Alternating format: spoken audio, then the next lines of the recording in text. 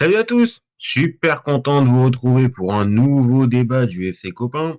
Alors aujourd'hui, on va parler un petit peu Ligue 1, mais on va être clair, on va plutôt parler du maintien en Ligue 1 et peut-être même un peu de Ligue 2.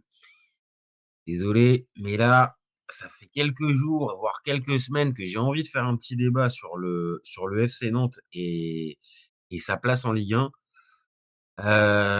J'ai voulu regarder un petit peu cet après-midi le match contre le SCO d'Angers. Ouais, je pense qu'il y a des trucs à dire, hein. Il y a des trucs à dire, amis nantais. La saison, elle est pas bonne. Elle est pas bonne.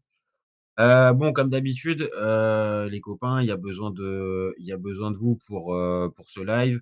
Donc, n'hésitez pas à des petits likes. N'hésitez pas surtout à commenter parce que je suis pas non plus un expert du FC Nantes. Parle un peu de ce que j'ai vu cet après-midi. J'ai regardé un peu les stats, j'ai regardé un peu leur saison. Et ouais, il y a quand même vachement d'éléments qui me fait dire les Nantais, ça sent pas bon. Donc, la question du live. Ah, attends, problème avec la cam. C'est mieux, c'est beaucoup mieux quand c'est fluide. Donc, la question du jour, c'est le FC Nantes en Ligue 2, est-ce qu'on y croit ou pas? Bon, maintenant, on va être très clair. Moi, je commence à me positionner. J'ai vraiment très peur pour eux. Vraiment très, très peur pour eux. Et puis, on va se poser aussi la question de savoir si l'effectif nantais, il est en capacité de pouvoir se maintenir ou si il y a vraiment des manques trop criants pour pouvoir espérer un maintien. Bon, je vous partage la compo qui avait affiché ce soir, hem, donc enfin cet après-midi. Donc Anthony Lopez dans les buts. On a une défense à 4 avec Fabien Santonge à droite. Pardon, défense à 5 et 3 centraux, pardon. Fabien Santonge à droite et Machado à gauche. Défense à 3 donc avec Koza, Youssouf et Awaziem. Au milieu de terrain, Kaba, Le Penant et Leroux. Et devant, une attaque avec Ganago et Ablin. Alors, bon, on va parler un peu aussi du SCO, hein, mais l'idée de ce débat, c'est plus de s'arrêter sur le FC Nantes. Et côté Angevin, c'était aussi une défense à 3 et une attaque aussi à 2. Maintenant, c'était juste animé un petit peu différemment, je trouve, de la part des Angevins. Bon, quand on regarde déjà ça, moi je vous le dis déjà, quand je vois le 11 affiché, j'ai des vraies grosses questions sur la possibilité de voir Nantes, rester en Ligue 1. Vraiment, je vois pas, allez, je vais être gentil, hormis Mathys Ablin, je vois pas véritablement de joueur, hem, capable de pouvoir, on va dire tirer le FC Nantes vers le haut. J'ai vraiment, vraiment, vraiment du mal à voir le joueur qui, qui te sauve. Alors OK, Ablin, il peut avoir ce profil-là, mais il a besoin d'être entouré et de ce que j'ai vu cet après-midi, alors je me base pas que sur cet après-midi, hein, mais voilà, c'est tout frais, ça vient de se passer. Le match était, pas loin d'être soporifique côté nantais.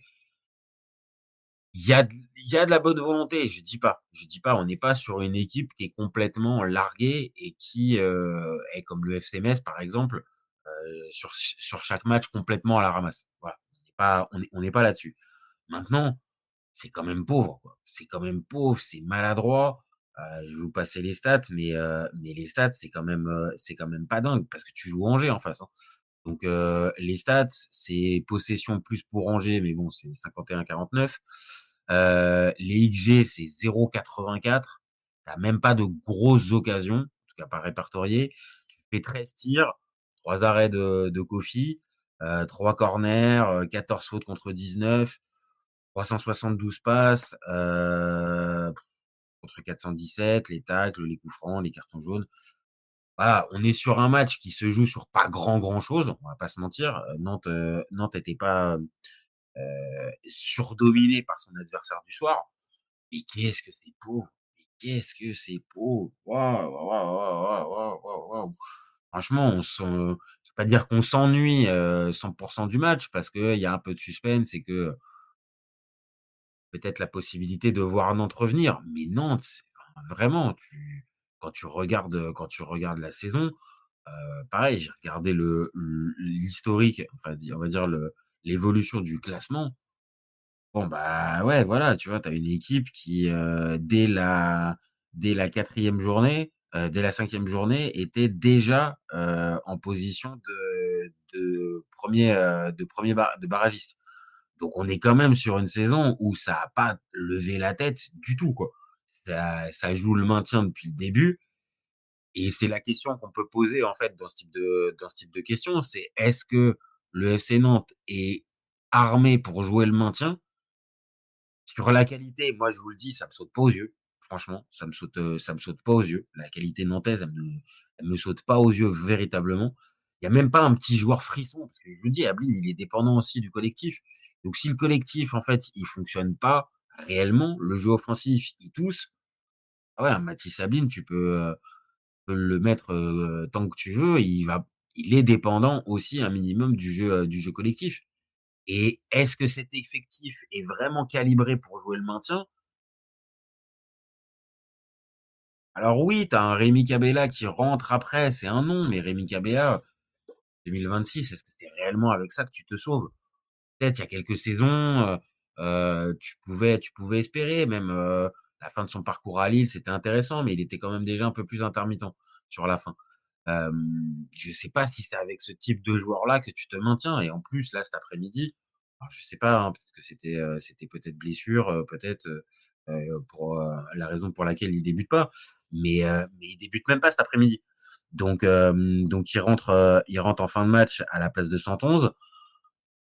Ouais, vraiment, je la place, quand tu vois que c'est Coquelin qui rentre, Tabibou, Mustapha Mohamed et Frédéric Guilbert, honnêtement, je vois pas beaucoup de qualité, vraiment. Et pour faire, la comparaison avec, une des équipes qui est, clairement, en lutte avec le FC Nantes, je trouve, alors après voilà, hein, c'est une sensibilité personnelle, mais je trouve plus de qualité, du côté d'Auxerre, qui est 16e. Je suis en train de regarder juste ce qu'ils sont en train de faire, Auxerre. Je trouve plus de qualité à Auxerre qu'à Nantes. Donc arriver à se maintenir avec, aussi peu de talent offensif, j'avoue que, les copains, dites-moi, hein, mais je pense que on va s'arrêter là, en fait, hein. On va s'arrêter là pour Nantes cette saison. Alors peut-être, que, un Ahmed Kantari, je suis en train de regarder 0-0 pour Auxerre. Je pense que peut-être qu'Ahmed Kantari peut arriver à trouver la solution. Peut-être. Peut-être qu'il est en capacité, de trouver les arguments à un moment, mais bon, ça va bientôt faire 3 mois qu'il est là, qu'il a remplacé Castro et honnêtement, je vois pas comment, la situation pourrait changer et remettre un dernier entraîneur, je vais faire la blague, mais Antoine Kombouaré, il a déjà retrouvé un autre club, donc on peut pas avoir Antoine Kombouaré qui vient jouer encore le maintien à Nantes. Donc après, c'est le souci pour moi, c'est que je vois même pas le choc psychologique dans cette équipe nantaise. Donc sans choc psychologique, arriver à espérer, que cette équipe on va dire, arrive à élever son niveau de jeu, voilà, hein, je suis supporter de l'OM. J'ai vu l'OM Nantes où les Nantais arrivent à remporter ce match, un peu fou, 2-0. Mais, je pense qu'il va falloir à un moment donné plus de qualité. Parce que sans qualité, c'est pas possible. Heu, il je vois pas. Alors peut-être que, si vous êtes supporter nantais et que vous regardez ce live, dites-moi, hein. Dites-moi si pour vous il y a des axes, qui peuvent amener, une progression, un changement. Mais voilà, je repartage encore une fois la compo. Je vois quand même peu de qualité là-dedans et là maintenant, on va être très clair, la situation au classement. Alors elle est pas dramatique, elle est pas dramatique parce que tu as encore Auxerre qui, au moment où on parle, fait toujours 0-0, et qui prend un seul point, sur Nantes. Donc tu as encore Auxerre qui est encore à portée de fusil. Mais je l'ai déjà dit, pour moi, les Nantais, ça joue moins bien qu'Auxerre et il y a moins de joueurs en capacité de pouvoir te sortir de matchs compliqués du côté nantais que du côté auxerrois. Donc dans cette fameuse lutte pour, le barrage, ouais, pour moi, au-delà du classement, c'est Auxerre qui est un peu plus enfin, qui est un peu plus en avance, par rapport à, par rapport à comment? Par rapport à Nantes. Voilà, je pense qu'Auxerre, a une toute petite longueur d'avance et si tu regardes, un peu plus, les choses, on va dire, d'un œil, juste, calendrier, voilà, c'était ce que je cherchais. Ah, le calendrier, alors OK, il y a un fameux match qui est absolument à remporter, on va être très clair, c'est le fameux match contre Metz. Là, ça sera c'est impossible pour moi de passer à côté si tu es nantais. Là, il faut absolument prendre ces 3 points-là. Hem, il va y avoir évidemment, ce match contre Auxerre qui va être vraiment, vraiment, vraiment, vraiment déterminant parce que Auxerre, là, pour le coup, bah, c'est ton adversaire direct et si là, Auxerre, à domicile, vient à remporter cette victoire, là, on peut commencer à vraiment couiner de la part des Nantais. Après ça, il y a un match contre Brest. Brest qui est un peu en décompression et qui, voilà, semble quand même plutôt bien terminé. Le PSG, donc dans ce fameux match, reporté qui devait avoir lieu la semaine prochaine. Je sais pas si on doit dire ça, mais, le derby, le match, de la rivalité avec les Rennais. Donc ça, c'est jamais 3 points. Nantes-Marseille, bon, je le dis assez logiquement, les Nantais, vous pouvez avoir un coup parce que Marseille, tu jettes la pièce et tu sais jamais si ça va pouvoir passer ou pas. Derrière, ça va jouer Lens, qui potentiellement peut jouer encore peut-être, la place de champion de France, enfin la place de leader de Ligue 1 et tu termines par un Toulouse. Alors OK, ce match contre Toulouse, normalement à la fin, contre, peut-être une équipe qui va être démobilisée, OK, peut-être que ça peut être, être 3 points, même si encore une fois, hein, sur les forces en présence, pour moi, je mettrais plus Toulouse. Mais sur une dernière journée, je peux te dire peut-être que les Nantais, ça peut aller accrocher cette victoire-là. Mais si on regarde bien, Nantes-Strasbourg, je vois pas Nantes prendre les 3 points. Metz-Nantes, oui, OK. Auxerre-Nantes, on vient de le dire, c'est le match, décisif à véritablement pas perdre. Nantes-Brest, match un peu indécis, mais il peut y avoir une chance. PSG-Nantes, je vois pas le PSG perdre contre encore plus à domicile. Rennes-Nantes, vu la forme des Rennais et le match compliqué, je vois pas. Nantes-Marseille, pareil sur les forces en présence, normalement Marseille l'emporte, mais il peut y avoir une chance. Lens-Nantes non plus. Nantes-Toulouse, OK, pourquoi pas. Ça fait quand même peu de victoires, hein. Les copains, je suis peut-être un peu alarmiste pour les, pour les Nantais, mais c'est juste aussi la réalité du calendrier. Donc peut-être que, je suis un peu trop dur avec ces Nantais. Peut-être qu'ils vont être en capacité de pouvoir élever le niveau de jeu, mais le dernier truc à partager avec vous les copains, j'ai regardé un peu les stats en Ligue 1, cette saison de Nantes. Franchement, c'est quand même un peu flippant, hein. Tu que 4 clean sheets en 25 matchs, tu es à 0,9 buts marqués par match, donc tu es à moins d'un but par match. Les buts encaissés, alors OK, il y a pas de valide, donc on n'est pas sur des gros scores de la part des Nantais, donc ils sont jamais avec des grosses valises. Par contre, voilà, ça marque beaucoup moins que ça ne marque. Ça a du mal à tenir son sa cage inviolée et quand tu regardes un peu, les frappes sur le poteau, bah, on en est à 12 depuis le début de la saison, donc en plus, tu as le manque de réussite. Alors peut-être que le manque de réussite appelle toujours la même chose, c'est-à-dire que, pas de réussite, ça tourne pas et donc moins de buts, tout ça. Mais n'empêche que la réussite, tu arrives pas à la forcer. Sur les duels, c'est pareil, on est à peine à 50 de duels remportés par match. Donc on est vraiment sur un niveau d'intensité, je pense, trop faible. Je dis pas les kilomètres par match, mais pour moi, c'est vraiment faible. En termes de possession, c'est vraiment une équipe qui subit, 43. Donc on est vraiment sur une équipe, il y a vraiment, là j'ai souligné qu'en rouge les points négatifs, mais il y a vraiment pas beaucoup de points positifs. But par match, comme j'ai dit, 0,9 et même pas un but par match marqué et en termes de grosses occasions, on est à 1,9 par match. Donc on est vraiment sur un truc offensif où ça colle pas, où ça colle véritablement pas.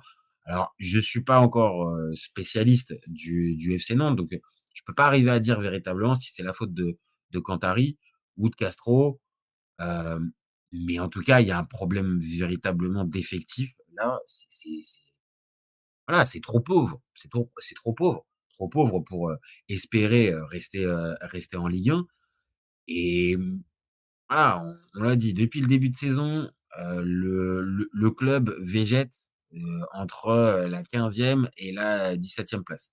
Parce que la dernière place est quand même globalement réservée aux Messins. Désolé, amis Messins, mais bon, on a déjà parlé sur la chaîne, un peu compliqué. Mais de l'autre côté, le calendrier, il est pas fou. La dynamique, bah, elle est pas dingue parce que pareil, hein, je vous remontre, hein, les 5 derniers matchs, pour les Nantais, ça fait 4 défaites et 1 victoire. Dans ce contexte, je j'avoue, hein, je vois vraiment pas, comment Nantes peut arriver à s'en sortir. Donc la fameuse question, est-ce que Nantes en Ligue 2 on y croit? Bah, moi désolé, hein, j'aime bien à la base le FC Nantes, j'ai rien contre eux. Mais là franchement, je pense que cette saison, ça va être la saison de trop. Et puis forcément, il faudra revenir parce que dans cette saison compliquée, bah, il y a toujours, le l'extra sportif qui vient arriver, qui vient mettre son nez, du côté du FC Nantes et forcément, on se posera la question de Valdemar est-ce que c'est pas encore, une saison où ça porte sa griffe? Alors OK, hein, je vais pas le mettre, responsable de tous les maux, mais bon, je pense que les supporters nantais s'en chargeront bien avant moi. Il y a pas besoin de ça, mais il y a forcément, voilà, une question à se poser sur la constitution de l'effectif. Est-ce que c'est lui? Est-ce que c'est son fils? Je sais pas, mais la saison, elle est complètement ratée depuis le début. On avait parlé cet été, j'avais parlé de Udos Radokanovic. Ouais, voilà, je vais écorcher son nom, mais le défenseur serbe qui était venu et puis, quelques entraînements plus tard, on lui avait dit: «Merci, en fait, il faudrait que tu trouves un nouveau club». La griffe Luis Castro, ça a pas pris, véritablement. L'effectif a pas bien réagi. Le début de saison était vraiment très poussif et le changement à mettre Cantari, pour moi, il amène rien. Il amène rien. Donc OK, il y a cette victoire un peu trompe-l'œil 2-0 au Vélodrome dans un match un peu fou. L'OM se retrouve vite à 10 puis à 9. Mais pour moi, il y a pas de il y a même pas de plaisir dans dans cette saison. Tu as été en galère toute l'année et voilà, je vais le remontrer, mais quand on regarde la compo affichée ce soir, pour un match qui normalement peut te permettre d'envisager la place de 16e, de reprendre la place de 16e, à la place d'Auxerre, bah, tu passes complètement à côté et avec ces joueurs, on peut trouver encore une fois un peu de qualité, je l'ai dit, à Mathis Sabline, un Jérémy Le Penant, un Nicolas Kozza, un Dever Machado ou un Anthony Lopez. Mais c'est peu, quoi. Franchement, c'est peu parce qu'il y en a aucun de ces joueurs-là, peut-être Ablin, mais qui est dans, on va dire, dans la meilleure partie de sa carrière ou dans la force de l'âge.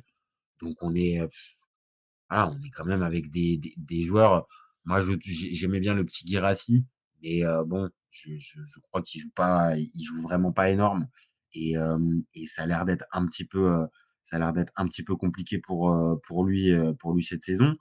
Mais voilà, on peut le préciser, il y a Youssef El Arabi, il y a, aussi un comment?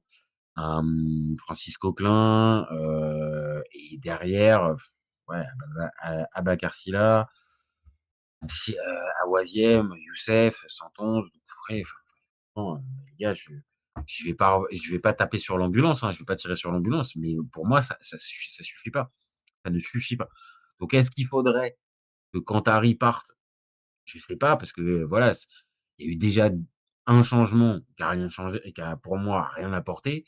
Est-ce qu'il faut encore pousser le truc et aller, on va dire, aller chercher encore un nouveau choc psychologique, là où il s'est jamais produit depuis le début de la saison?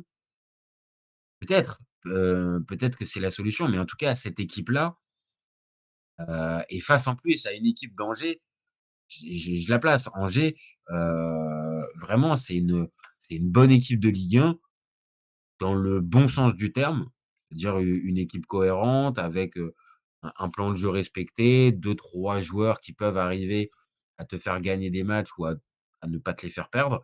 Hem, mais on est sur une équipe, voilà, qui est deuxième partie de tableau et qui est pas normalement sur le papier 3 niveaux au-dessus de Nantes. Et quand tu regardes le match affiché par Nantes et que tu vois qu'il y a autant de difficultés à se rendre dangereux, à faire mal à l'adversaire et à véritablement produire un jeu offensif, voilà. Et c'est pareil, j'ai entendu une stat pendant le match, Nantes, depuis le début de saison, à partir du moment où ils prennent le premier but, ils sont incapables de gagner. Donc ça te montre bien quand même que sur le ressort mental, il y a un souci. Ça manque de leader, ça manque de taulier dans cette équipe. Et là où tu peux peut-être à certains moments compenser ça par, peut-être un staff, un coach, quelqu'un qui incarne un peu peut-être aller ce leadership. OK, on va peut-être pas l'avoir sur le terrain, mais par contre sur le banc, on va l'avoir et ça va pousser tout le monde devant. J'ai pas l'impression. Franchement, je veux pas tirer sur l'ambulance quand tu arrives, mais pour moi, il apporte rien. Enfin, il y a pas de véritable changement, hem, on va dire, é évident. Et donc voilà, l'effectif est pas dingue. Tu pas des joueurs, on va dire frissons qui peuvent te permettre de t'en sortir. On a parlé pendant un temps, une petite dédicace à Aurel qui intervient sur cette chaîne. On a parlé à plusieurs reprises en off, d'un Anthony Lopez et vraiment son apport et tout ça. Bon, je vais pas dire que c'est lui le problème parce que, pour moi c'est pas le cas, il fait pas une mauvaise saison, mais, voilà, c'est pareil, Anthony Lopez pour moi il représente plus le passé et c'est pas avec ce type de gars que tu vas pouvoir peut-être t'en sortir. Alors, de mauvaises langues me diront que c'est un leader, c'est un gars d'expérience. OK, peut-être, peut-être, peut-être. Mais pour moi, c'est pareil, si tu as pas un top gardien ou un gardien juste, en dessous, tu as un gardien expérimenté qui peut, sur certains matchs, dire être bon, mais dès que le niveau s'élève, il va pas surperformer. Voilà, hein, je suis désolé, hein, je fais le tour, même l'effectif, est pas bon, le calendrier, je l'ai dit, je vois pas beaucoup, hormis ce fameux match contre Metz et peut-être le dernier contre Toulouse, où tu auras peut-être une équipe démobilisée en face. Et hormis ces 2 matchs-là, il y a pas un monde où Nantes, est de 1 est favori et où je les vois vraiment gagner. Et donc dans ce fameux match contre Auxerre, parce que ça va être un peu ça le match qui va être déterminant. Je pense qu'on fera peut-être un truc avec Aurel justement, heu, à Auxerrois. Sur ce match-là, qui plus est à la Baie des Champs, bah, les gars, moi je vous le dis, je vois plus Auxerre, l'emporter que le FC Nantes. En tout cas, si je vois le même FC Nantes que ce soir, enfin cet après-midi, franchement il y aura pas débat. Il y aura pas débat. Donc inquiet pour les Nantais. Je vois pas les ressorts, à moins d'un changement d'entraîneur, mais c'est pareil, avec ce que ça vaut et ce que ça peut comporter comme incertitude. Je sais même pas si c'est la solution, mais peut-être ça, qui pourrait permettre, j'en sais rien, un électrochoc dans cette équipe, mais niveau qualité, ouais, non, ça risque vraiment d'être compliqué d'arriver à sauver sa place, en Ligue 1 cette saison. Donc, amis nantais, du courage parce que, faut pas je repartage une dernière fois le classement, 17 points, on est à 22 buts marqués, 42 encaissés, 4 défaites sur les 5 derniers matchs.